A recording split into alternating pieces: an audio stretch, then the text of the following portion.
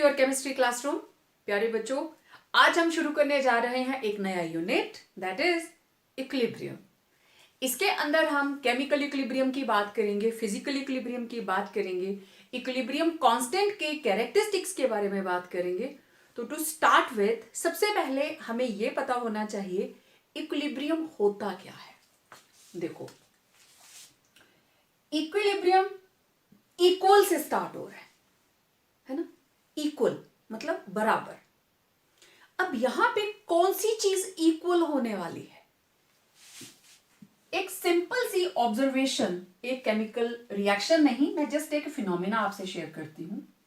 ये एक पानी की टैंकी है, ठीक है, और पानी की टैंकी इस तरीके से है that it is of glass, कांच की बनी हुई है, और आपको सिर्फ ये पोर्शन नजर आ रहा है, right.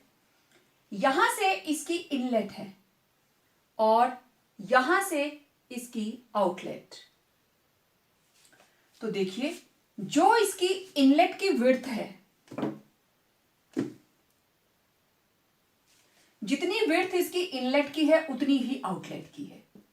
This is inlet for water, this is outlet for water,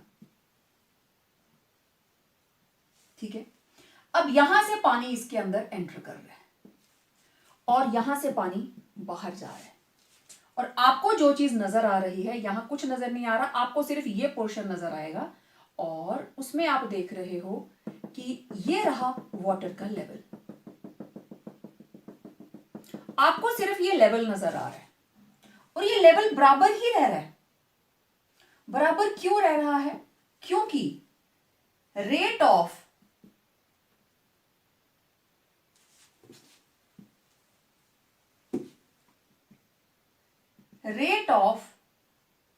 inlet of water और इधर है rate of outlet of water.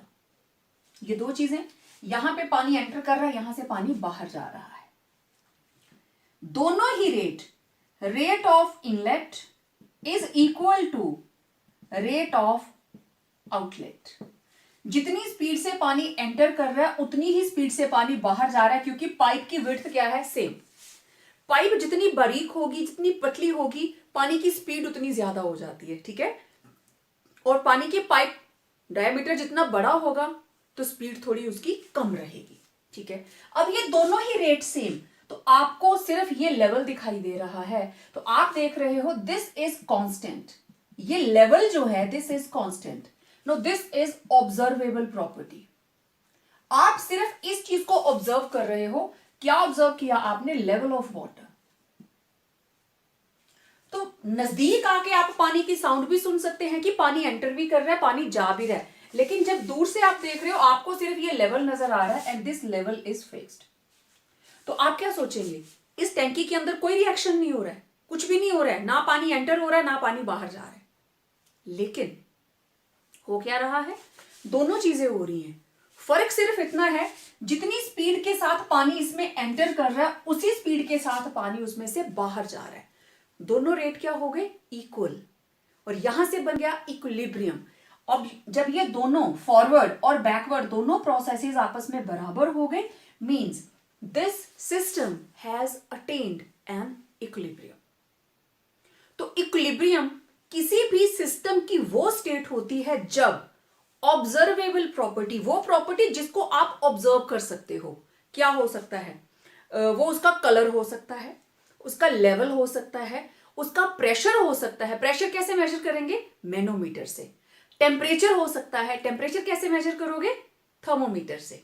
या फिर उसकी कंसंट्रेशन हो सकती है, ठीक है। तो जब value of observable property constant हो जाए, फिक्स हो जाए, जब वो चेंज ना करे, तो समझ लेना इक्विलिब्रियम आ गया है, ठीक है। तो ये था सिंपल सा डेमोन्स्ट्रेशन कि व्हाट इक्विलिब्रियम इज। तो equilibrium, it represents a state in a process when the observable properties such as color, temperature, pressure, concentration do not show any change or observable properties become constant. इसकी types के अंदर मैं हर तरह की चीज को explain करूंगी। ओके, अब अगली बात, इक्विलिब्रियम कितनी तरह के होते हैं? Types of equilibrium.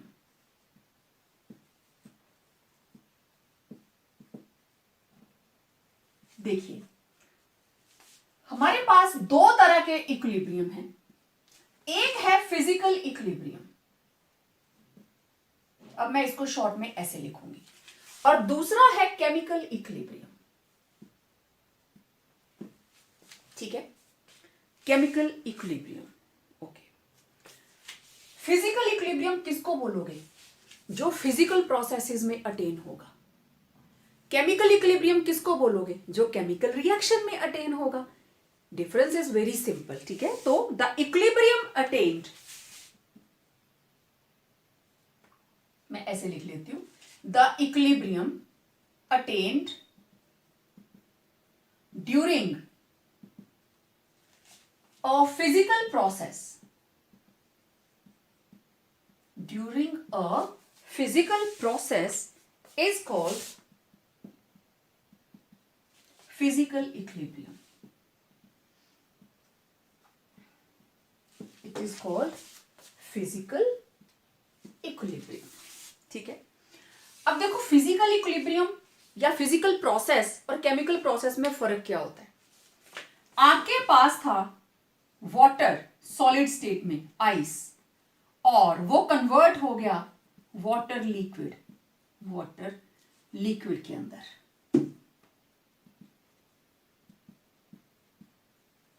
ठीक है, आप इसको बोल सकते हो मेल्टिंग ऑफ आइस। वाटर का वाटर ही रहा, केमिकल कॉम्पोजिशन में चेंज नहीं आई, सिर्फ उसकी स्टेट चेंज हुई है। ठीक है, तो यहां पे आइस और लिक्विड के बीच में क्या आ गया है? इक्विलिब्रियम। ठीक है, अब देखो chemical equilibrium,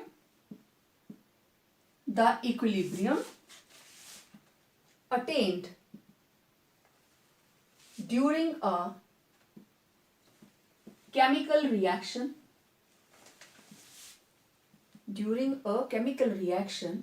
is called chemical equilibrium. Right, अच्छा, अब जरा एग्जांपल देखो, मेरे पास है, let it be hydrogen plus iodine, ये दोनों ही कंबाइन करके बना लेते हैं 2HI।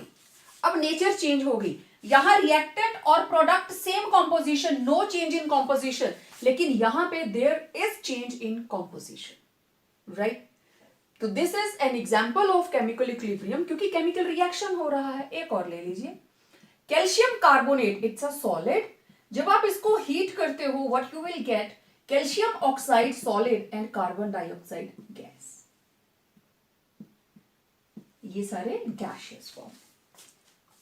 तो this is also an equilibrium attend during chemical reaction. ठीक है, अब ये सॉलिड और लिक्विड में सेम, इसी को आप ले लीजिए, water liquid and water gas, तो ये लिक्विड एंड वेपर, इसमें भी तो इक्विलिब्रियम हो सकता है। ठीक है, जब केमिकल कॉम्पोजिशन में फर्क नहीं आ रहा, आपने एक पेपर लिया, राइट, और पेपर की बोट बना दी, पेपर का एरोप्लेन बना दिया, शेप चेंज हुई, कागज रेक्टेंगुलर था, आपने उसको कोई भी शेप दे दी, फिर आपने उस पेपर को बर्न कर दिया, जब आप उसकी शेप चेंज कर रहे हो, दैट इज फिजिकल प्रोसेस। ठीक है, आप उसको टुकड़ों में तोड़ दीजिए, that is again a physical process. कागज कागज ही रहा, लेकिन जब आपने उस कागज को जला दिया, अब वो बन गया कार्बन, ब्लैक पाउडर सा बन जाएगा ना, तो उसकी state change, means that was chemical reaction. ठीक है, तो फिजिकल प्रोसेस में जो इक्विलिब्रियम आएगा दैट इज फिजिकल इक्विलिब्रियम, और जो केमिकल में आएगा दैट इज केमिकल इक्विलिब्रियम। ठीक है, अब हम देखते हैं फिजिकल इक्विलिब्रियम के कौन कौन से प्रोसेसेस हमारे पास आएंगे। ठीक है, अब टाइप्स ऑफ फिजिकल इक्विलिब्रियम की बात करेंगे, किन किन चीजों में फिजिकल इक्विलिब्रियम आता है। Let's see that, types of physical equilibrium. देखो, फिजिकल इक्विलिब्रियम हमारे पास तीन तरह से आएगा, सॉलिड और लिक्विड के बीच में। ठीक है, सॉलिड और लिक्विड के बीच में, लिक्विड और गैस के बीच में, और तीसरा solid in equilibrium with gas. ठीक है, सॉलिड से लिक्विड बना मेल्टिंग, लिक्विड से गैस बना इवेपोरेशन, सॉलिड से गैस बना सब्लिमेशन। ये प्रोसेसेस आपको पता होनी चाहिए। What is sublimation? जब सॉलिड से डायरेक्ट गैस बन जाता है। ठीक है, अब सबसे पहले हम बात करेंगे सॉलिड और लिक्विड के बारे में। Solid liquid equilibrium. ठीक है, देखो ये एक बीकर लिया मैंने, इस बीकर के अंदर आइस क्यूब्स डाल दी।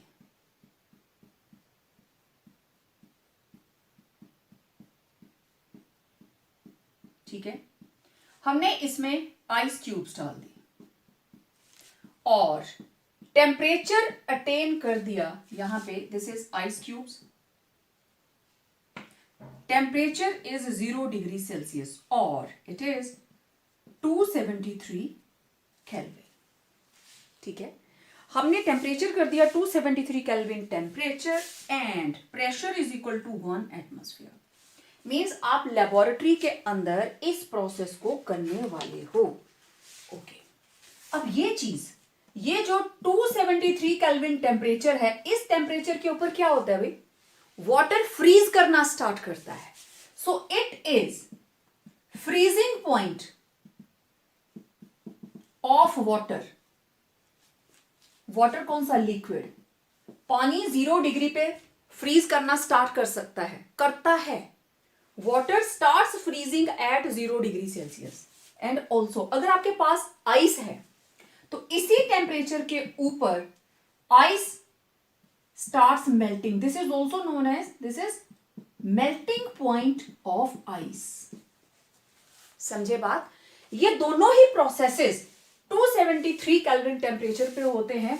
आइस मेल्ट करना स्टार्ट करती है और वाटर जो है वो फ्रीज करना स्टार्ट करता है। ओके, अब आपने क्या किया? आपने इसमें लिया वाटर, आपने इसमें डाल दिए आइस क्यूब्स। ओके, अब दो चीजें, दो फेज आपके पास आ गए। एक है लिक्विड और उसी का सॉलिड। ठीक है, फिजिकल इक्विलिब्रियम की बात कर रहे हैं हम। स्टेट चेंज हो सकती है, कॉम्पोजिशन में फर्क नहीं पड़ेगा। तो ये जो टेम्परेचर है, इस पे ये जो लिक्विड वाटर है ये सॉलिडिफाई होना शुरू कर देगा और आइस क्यूब क्या शुरू करेंगे? मेल्ट होना। ओके, दूर से देखने पर हमें ये लगेगा आइस क्यूब जैसे थे वैसे ही हैं, कोई फर्क नहीं आ रहा, टेम्परेचर इज मेंटेन्ड।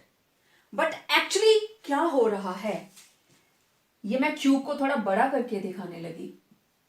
इस आइस क्यूब के अंदर वाटर के मॉलिक्यूल्स जुड़े हुए हैं, राइट? इधर से लिक्विड वाटर का मॉलिक्यूल आया और वो इसकी जगह पे लग जाता है क्योंकि इसकी हो गई फ्रीजिंग, और ये मॉलिक्यूल यहां से बाहर चला गया एज लिक्विड। सॉलिड से किसमें कन्वर्ट हो गया? लिक्विड, और इसकी क्या हो गई? मेल्टिंग। मैंने बोला ना, वहां पे दो प्रोसेसेस हो रहे हैं, एक फ्रीजिंग और एक मेल्टिंग। तो व्हाट इज हैपनिंग, यहां आइस में से वाटर इसमें जा रहा है और वाटर में से आइस इधर बनती जा रही है। वाटर मॉलिक्यूल लिक्विड से फ्रीज होता जा रहा है और आइस क्यूब में से वाटर जो है वो बाहर जाता जा रहा है, लेकिन हमें कोई चेंज नजर नहीं आती। क्यों? एक वाटर मॉलिक्यूल गया तो दूसरा उसकी जगह ले लेता है। हमें overall ice as it is ही दिखाई देगी। क्यों? क्योंकि इस पर्टिकुलर टेम्परेचर के ऊपर ये दो प्रोसेसेस हैं, दोनों एक दूसरे के ऑपोजिट हैं। तो यहां पे rate of freezing of water is equal to rate of melting of ice. ये दोनों ही बराबर है, इसलिए हमें दूर से देखने पर दोनों में किसी तरह की चेंज नजर नहीं आएगी। हमें लगेगा हमने 0 डिग्री कूल वाटर के अंदर आइस क्यूब्स डाली तो वो आइस क्यूब मेल्ट नहीं हुई, जबकि मेल्टिंग हो रही है, लेकिन मेल्टिंग के साथ साथ देयर इज ऑल्सो फ्रीजिंग। जो लिक्विड वाटर है वो फ्रीज हो रहा है और जो आइस है वो मेल्ट हो रही है। ये दोनों ही रेट आपस में बराबर हैं। They have attend an equilibrium. तो इस तरीके से फिजिकल इक्विलिब्रियम के अंदर सॉलिड और लिक्विड के अंदर इक्विलिब्रियम अटेन होता है। ठीक है, सो हम क्या कहेंगे that solid liquid ice and water, solid liquid system is dynamic in nature. आप ये नहीं बोल सकते यहां केमिकल रिएक्शन हो ही नहीं रही है, फिजिकल प्रोसेस हो ही नहीं रहा है। It is happening. दूर से देखने में लग रहा है there is no change, but अंदर उसके प्रोसेस चलता जा रहा है। It is dynamic, means it is not still, it is in motion. Dynamic in nature, the two changes कौन कौन सी, freezing and melting, they are taking place at the same rate, same speed के साथ melting भी हो रही है और फ्रीजिंग भी हो रही है। अब देखते हैं नेक्स्ट। ओके, अब देखो सेकंड, लिक्विड गैस इक्विलिब्रियम। हमने एक कंटेनर के अंदर वाटर ले लिया, लेट इट बी वाटर, ठीक है, it is in liquid form. Okay, इसको हमने कनेक्ट किया है मैनोमीटर के साथ, और आपको पता है मैनोमीटर हम गैस के प्रेशर के लिए यूज करते हैं। थोड़ी देर के अंदर यहां से सबसे बाहर वाला जो लाइन है, वाटर की लेयर जो सबसे बाहर है, यहां से वाटर मॉलिक्यूल इवेपोरेट होने शुरू हो गए, लिक्विड से किस में कन्वर्ट हो गए, गैस में। ठीक है, they are being converted into gas. अब शुरू की कंडीशन है लिक्विड जस्ट इवेपोरेशन स्टार्ट हुई, ठीक है, this is the process of evaporation, right. तो ये दोनों लेवल, इसमें हमने आपको पता मरकरी होता है, आपने स्टेट्स ऑफ मैटर में मैंने आपको बताया हुआ है। अब शुरू में ये दोनों लेवल बराबर, अब मैं इसी की नेक्स्ट स्टेज बना रही हूं।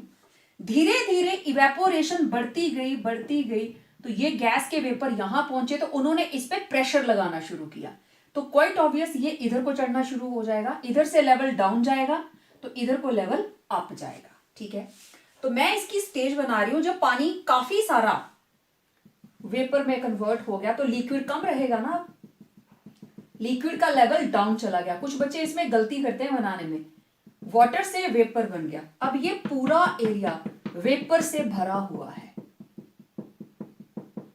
यहां पे बहुत सारे वेपर्स हैं, ये पूरा एरिया वेपर से भरा हुआ है। ठीक, ओके, ये वेपर जब इधर मैंने बताया था प्रेशर डाल रहे हैं, तो ये लेवल मरकरी का पहले यहां था, ठीक है, it was the previous stage, मैंने इसको नाम दे दिया ए, फिर ये पहुंचा बी पे, फिर ये पहुंचा सी पे, और अल्टीमेटली इसके बाद उसमें कोई चेंज नहीं आई, तो ये लेवल इधर से पहुंच गया इधर। ठीक है, ये थी इसकी फर्स्ट स्टेज, ये फिर उसकी सेकंड स्टेज, ये थर्ड स्टेज। तो मतलब करते करते जब यहां पहुंचा, इसके ऊपर वो चेंज नहीं आई, तो अब इसका प्रेशर कितना आया देखो जरा, यहां से लेके यहां तक। अब ये जो हाइट है h, this will be equal to pressure of gas. Gas कौन सी, वाटर वेपर, ऐसे ही करते थे ना हम, प्रेशर ऑफ गैस निकालते थे। ओके, अब ध्यान से देखना, अब यहां पे क्या हो रहा है, हम ये सोचें कि इवेपोरेशन होते जा रही थी, अल्टीमेटली इवेपोरेशन बंद हो गई। जब इस लेवल ने ऊपर जाना बंद कर दिया, मींस इवेपोरेशन बंद हो गई।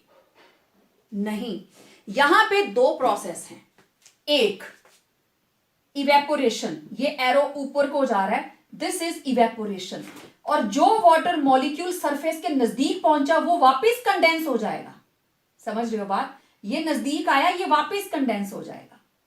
तो शुरू में क्या है, जब ये चेंज आते जा रही है, 1 2 3 4 ऊपर जा रहे हैं तो 1 2 3 नीचे आ रहे हैं, लेट इट बी 5 ऊपर जा रहे हैं तो 3 नीचे आ रहे हैं। करते कराते एक स्टेज ऐसी आ गई कि 1 2 3 4 5, और ये लीजिए 5 ही कंडेंसेशन। अब यहां पे दो ऑपोजिट प्रोसेसेस हो रहे हैं, दिस इज कंडेंसेशन, जो वापस लिक्विड बन रहा है, और ये जो ऊपर जा रहा है दिस इज इवेपोरेशन। ठीक है, कंडेंसेशन का मतलब गैस टू लिक्विड या वेपर टू लिक्विड, और इधर लिक्विड टू गैस, दो प्रोसेस, ये उसका बिल्कुल उल्टा। जिस वक्त रेट ऑफ इवेपोरेशन बराबर हो गया रेट ऑफ कंडेंसेशन के, मतलब जितने मॉलिक्यूल नीचे से, ये हमारे पास है गैसियस फेज और वेपर फेज, ये रहा लिक्विड फेज, ये दोनों आपस में इक्विलिब्रियम में आएंगे।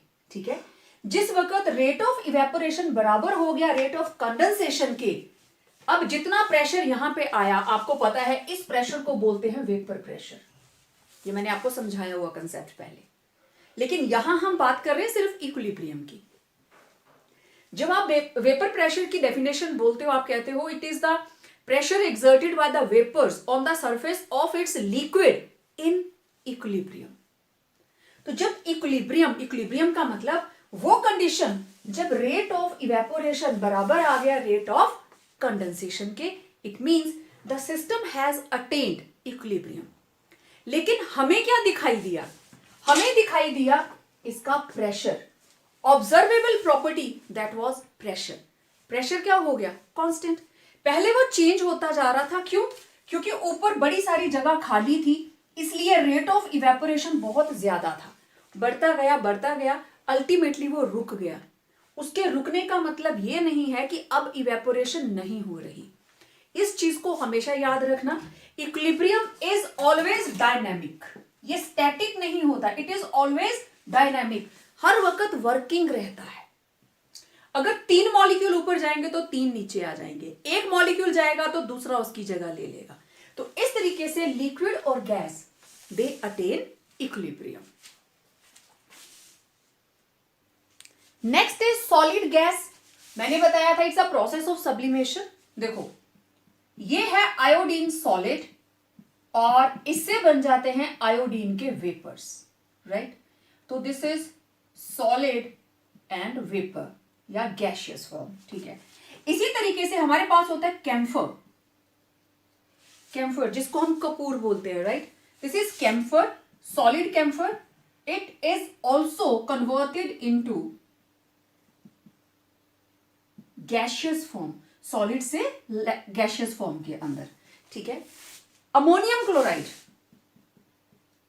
Solid in equilibrium with ammonium chloride gaseous.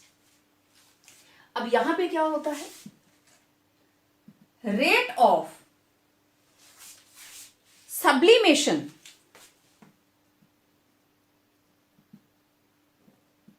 becomes equal to rate of solidification। यहां पे 2 प्रोसेस हो रहे हैं। एक, ये फॉरवर्ड रिएक्शन, आगे जाने के लिए यहां हो रही है सब्लिमेशन, सॉलिड से गैस बन रहा है और वापस गैस से क्या बन रहा है? सॉलिड। तो this is called solidification. Clear? तो इस तरीके से they attain chemical physical equilibrium. अब देखो आयोडीन, इसके अंदर कैम्फर, अमोनियम क्लोराइड, आप इसको मैनोमीटर के साथ मेजर कर सकते हैं, ऑब्जर्वेबल प्रॉपर्टी, बट इसको तो आप कलर से भी देख सकते हो। सॉलिड आयोडीन बिल्कुल लेवल के नीचे होगी, कंटेनर इज क्लोज्ड, यहां पे आयोडीन रखी हुई है, ठीक है। तो ये वाला एरिया जो है वॉयलेट कलर में दिखाई दे रहा है। धीरे धीरे आपको इस पूरे कंटेनर के अंदर वॉयलेट कलर दिखाई देगा। मींस यहां से प्रोसेस स्टार्ट हो गया, आयोडीन यहां पहुंचनी शुरू हो गई। जब ये पूरा भर गया देन इट स्टार्ट्स सॉलिडिफिकेशन, नीचे को आना शुरू हो गया, ऊपर जा रहा है सब्लिमेशन, नीचे आ रहा है सॉलिडिफिकेशन। और आप देखोगे पूरे के पूरे कंटेनर में वॉयलेट कलर शुरू में थोड़ा फीका था, धीरे धीरे थोड़ा गहरा हुआ, फिर थोड़ा हल्का हुआ, एंड आफ्टर सम टाइम वो बिल्कुल स्टैटिक हो गया, उसका कलर कांस्टेंट हो गया। मींस अब दोनों ही rate sublimation and solidification they have become equal, ठीक है। तो ये है सॉलिड गैस इक्विलिब्रियम। चलिए एक और सिस्टम देखते हैं, equilibrium related to solid in liquid. ये हमारे पास एक बीकर, हमने इस बीकर में लिया वाटर और इसमें डाल दिया शुगर। ठीक, इसमें शुगर डाल दी। ओके, थोड़ी देर के बाद जैसे आपने इसको घोला, शुगर घुल गई, फिर आपने और शुगर डाली, तब तक जब तक आपके पास सैचुरेटेड सॉल्यूशन ना आ जाए, सैचुरेटेड सॉल्यूशन ऑफ शुगर। ऐसा होता है ना, आप नींबू पानी बनाते हो, चीनी डालते हो, पानी में घोलते जा रहे हो और एक स्टेज आती है चीनी घुलना बंद कर देती है, वो आपको नीचे ही दिखाई देती रहेगी। मीन्स आपने बहुत एक्स्ट्रा चीनी डाल दी, एक्सेस में डाल दी, तो वो नीचे सेटल हो जाएगी। Means now this solution is saturated, इससे ज्यादा चीनी इसमें नहीं घुल सकती, जितनी चीनी है वो सेपरेट ही रहेगी। ठीक है, ओके।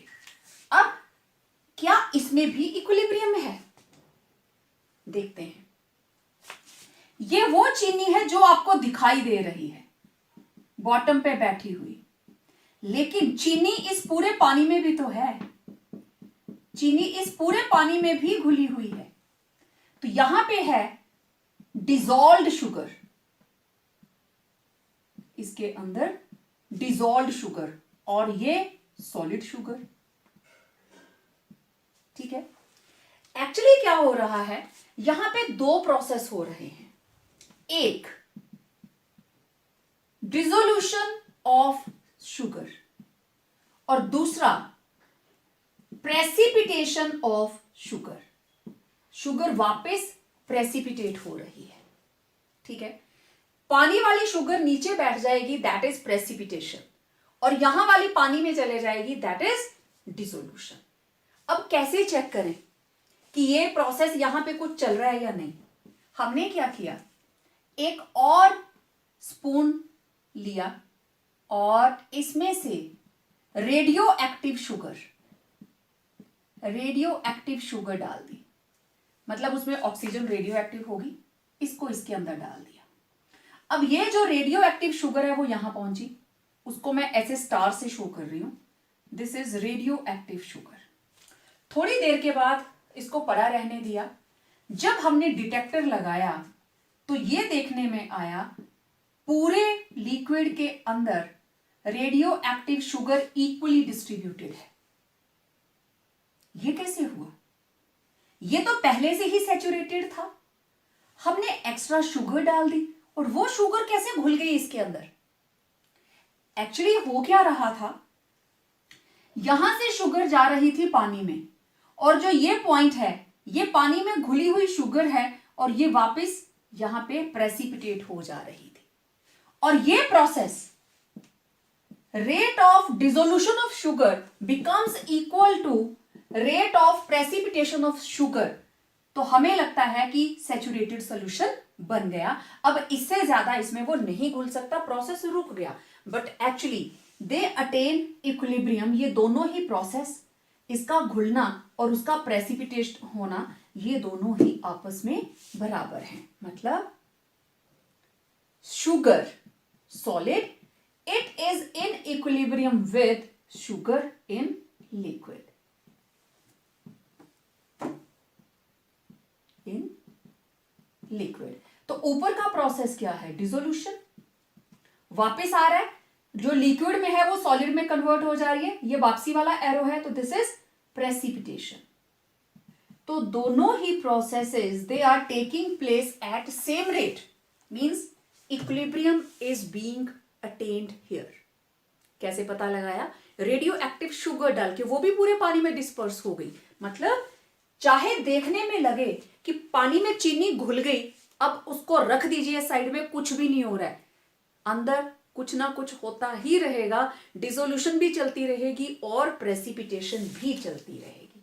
ठीक है, अच्छा, ये मैं बार बार इक्विलिब्रियम का साइन डाल रही हूं, मैं थोड़ा सा आपको इसके बारे में बताती हूं। पहले, कोई भी reaction hydrogen plus iodine in equilibrium with 2HI, ये आगे जाने वाला जो एरो है इसको हम बोलते हैं फॉरवर्ड रिएक्शन, वापिस आने वाले को बोलते हैं बैकवर्ड रिएक्शन।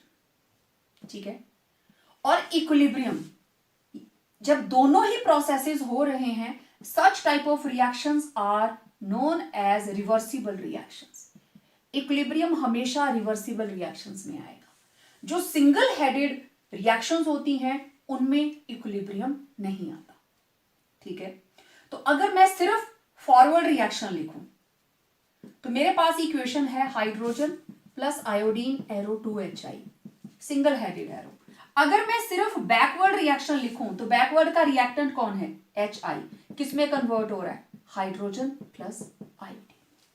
तो this is the meaning of this double headed arrow. Double headed arrow का मतलब रिएक्शन इज रिवर्सिबल, और रिएक्शन जो रिवर्सिबल होगी, इक्विलिब्रियम सिर्फ उन्हीं केमिकल रिएक्शंस के अंदर आएगा, उन्हीं फिजिकल प्रोसेसेस के अंदर आएगा विच आर रिवर्सिबल।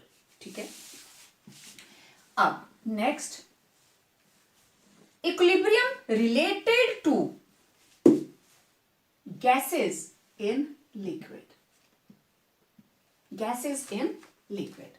ओके, आप लोगों ने सभी ने कोल्ड ड्रिंक पी है ना,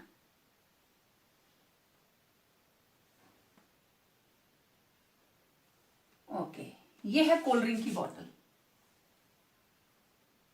ठीक, आपने देखा होगा यहां तक लिक्विड भरा होता है और ऊपर की नेक खाली रहती है इसकी, इसका ढक्कन थोड़ा टेढ़ा हो गया। ये लीजिए, इसमें अब जो भी ब्रांड है चलने दीजिए, ये पूरा कोल्ड ड्रिंक भरा हुआ है और ये जगह खाली है। इसमें क्या है, इस जगह के अंदर है गैस। गैस कौन सी, कार्बन डाइऑक्साइड। आपको पता है कोल्ड ड्रिंक्स के अंदर कार्बन डाइऑक्साइड अंडर प्रेशर भरी जाती है, तो अभी उनमें वो बर्निंग सा टेस्ट होता है। ठीक है, अब ये जो यहां पे गैस के वेपर हैं, इसके अंदर भी गैस डिसॉल्व है, राइट। ये एक दूसरे के साथ इक्विलिब्रियम में है। ये वाला प्रेशर और अंदर वाले वेपर्स का प्रेशर दोनों एक दूसरे के साथ इक्विलिब्रियम में है। मतलब carbon dioxide gas and carbon dioxide gas in liquid दोनों आपस में इक्विलिब्रियम में है। ठीक है, दिस इज डिसॉल्व्ड CO2, ये है फ्री CO2, दोनों आपस में इक्विलिब्रियम में है। ठीक है, अब आपने इसका ढक्कन हटा दिया, चलो ढक्कन हटा दिया, एकदम से कोल्ड ड्रिंक का ढक्कन हटाते हो तो बुलबुलों के साथ गैस बाहर को आना शुरू कर देती है। क्यों, क्योंकि अब प्रेशर किसका है, एटमॉस्फेयर का। एटमॉस्फेयर का प्रेशर, अब ये बॉटल हमने प्रेशर से भरी थी, मतलब इसके अंदर CO2 का जो प्रेशर है that is higher than atmospheric pressure. तो अंदर से गैस जल्दी से बाहर को आने की कोशिश करती है, हाई प्रेशर से लो प्रेशर की तरफ वो मूव करेगी, फ्रॉम हाई टू लो। इसी वजह से कोल्ड ड्रिंक के अंदर से फिजिंग की साउंड आती है, बुलबुलों के साथ गैस बाहर को आती है और फिज की साउंड आती है। क्यों, क्योंकि अब इक्विलिब्रियम आना है ना, वो बुलबुले, वो इवेपोरेशन जो उसकी गैस की बाहर को आ रही है, तब तक फिजिंग होती रहेगी जब तक इसके अंदर का प्रेशर एटमॉस्फेरिक प्रेशर के साथ बराबर नहीं हो जाएगा, इक्विलिब्रियम नहीं आ जाएगा कि जितनी CO2 बाहर है वो वापस बॉटल के अंदर और जो बॉटल में है वो वापस बाहर। डिसॉल्व्ड एंड फ्री दोनों के बीच में इक्विलिब्रियम आएगा, तभी उसकी जो फिजिंग की साउंड है वो बंद होगी। लेकिन आपने देखा है जब ढक्कन खोलने के बाद उसको थोड़ी देर आप लूज रख देंगे, उसके टेस्ट में फर्क आ जाता है। ठीक है, क्योंकि बहुत सारी CO2 एटमॉस्फेयर के प्रेशर के साथ इक्विलिब्रियम लाने के चक्कर में निकल जाती है, क्योंकि बाहर का atmospheric pressure is very very low, that is acting on your body at this particular time. हर वक्त आपके ऊपर वो काम करता है। तो बॉटल तो बड़े जोर से हमने भरी थी, अंडर प्रेशर भरी थी। ठीक है, तो इक्विलिब्रियम आ जाएगा किसके साथ, equilibrium carbon dioxide gaseous form और CO2 इन सॉल्यूशन। जब तक नहीं आएगा तब तक उसकी फिजिंग की साउंड आती रहेगी। ठीक है, अब किसी लिक्विड के अंदर कितनी गैस डिसॉल्व करेगी that is governed bye Henry's law. ठीक है, वेरी इंपॉर्टेंट 1 मार्क क्वेश्चन। तो ये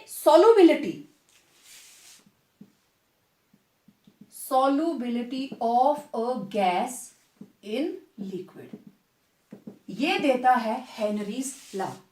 it states that the mass of, जो भी गैस हम डिसॉल्व करना चाहते हैं, द मास ऑफ गैस या mass of given gas that dissolves in a liquid is directly proportional to pressure applied by that gas on the surface of liquid।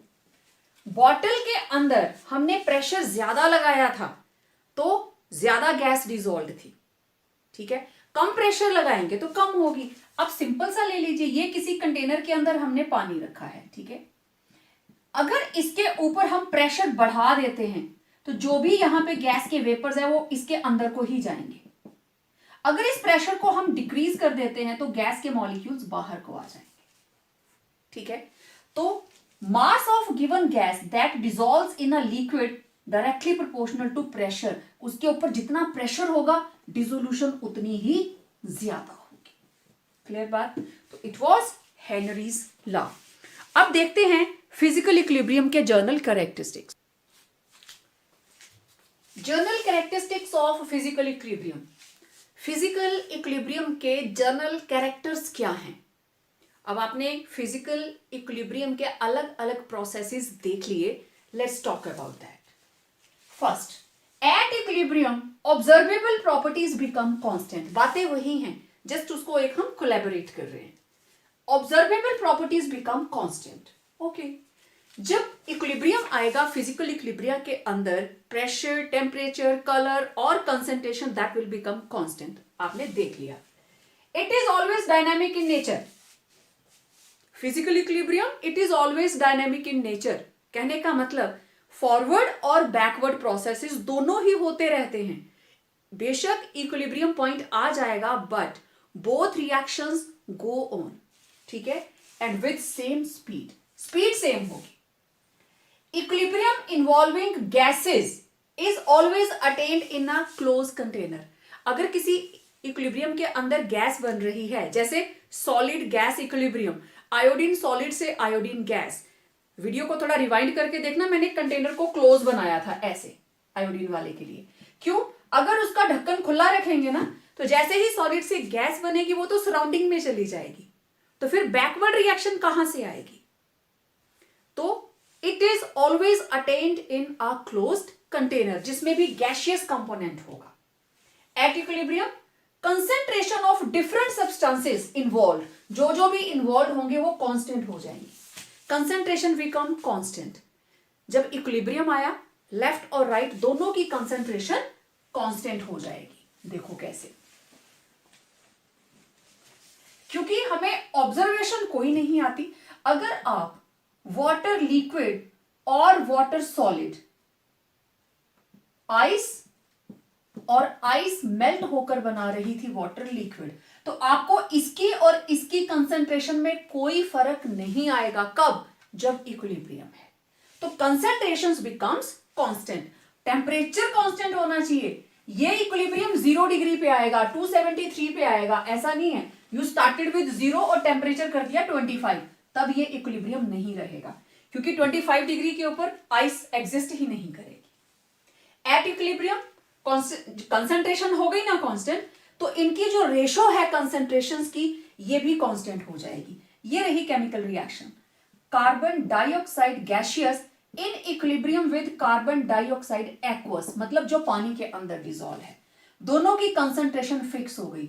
दोनों की concentration, इस स्क्वायर ब्रैकेट का मतलब होता है कंसेंट्रेशन। तो ये प्रोडक्ट और ये रहा रिएक्टेंट, दोनों की जो रेशो है it will be a constant. और इस पर्टिकुलर कांस्टेंट को क्या बोलते हैं?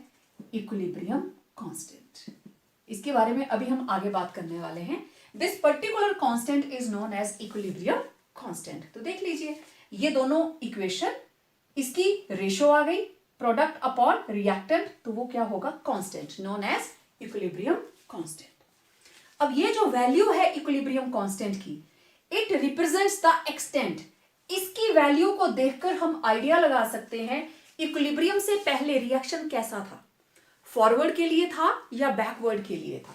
ठीक है, अब सेम रिएक्शन ये लिखी है मैंने, इनकी ratio concentration of aqueous upon concentration of gaseous, it will be equal to constant, right. अब इस कांस्टेंट की वैल्यू अगर हायर है, higher is the value that is more will be dissolution of gas। ये रही रिएक्शन। इस constant की value अगर ज्यादा है, मींस ये ऊपर वाली वैल्यू, ये नीचे वाली, इसको आप इससे डिवाइड कर रहे हो, ठीक है।